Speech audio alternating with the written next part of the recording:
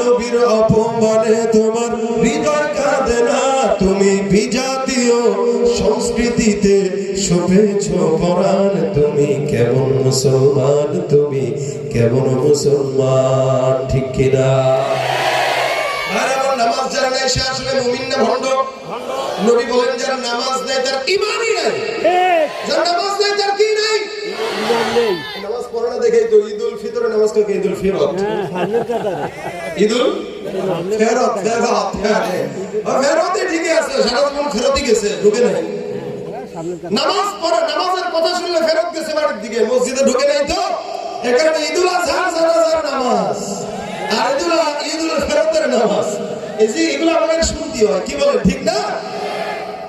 হায় হায় হায়, এক লোককে দেখি ইউটিউব বেঈমান ভণ্ড নামাজের কথা বললে সুন্দর একটা অজুহাত, প্যান্টের সমস্যা, লুঙ্গি সমস্যা। আরে বেটা, তোর মতো দামলা মানুষ প্যান্টের সমস্যা থাকবে, তার মানে প্যান্টে বসা করছে, প্যান্টে মুড়ে দিছে, কি বলেন ঠিক না? 2 বছরের বাচ্চা 1.5 বছরের বাচ্চা প্যান্ট না পাক করলে মারা যায়, বুড়া দামলা যদি প্যান্ট না পাক করে মারা যায়। ওরা সুন্দর করে ধরবেন, ফার্মেসিতে নিবেন, সাইজ অনুযায়ী প্যাম্পাস কিনে পড়ায় দিবেন যাতে প্যান্ট না পাক করতে না পারে। কথা বলেন ঠিক কিনা? তুমি রমজান এলে রাখো না রোজা, দিনকে করো আঘাত, পয়সা কড়ির নেই তো অভাব, দাও না তো যাকাত।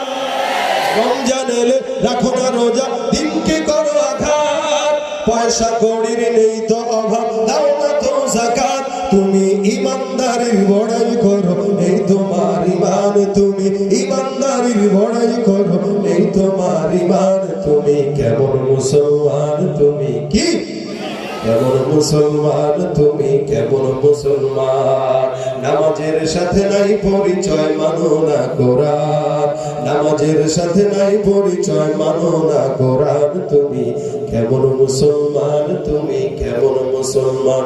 তুমি নবীর উম্মত দাবি করো, সুন্নাহ মানো না, নবীর অপমানে তোমার হৃদয় কাঁদে না। নবীর উম্মত দাবি করো, অধিকাংশ উম্মতের চুলের অবস্থা দেখবেন, যারা যুবক এদের চুলের দিকে একটু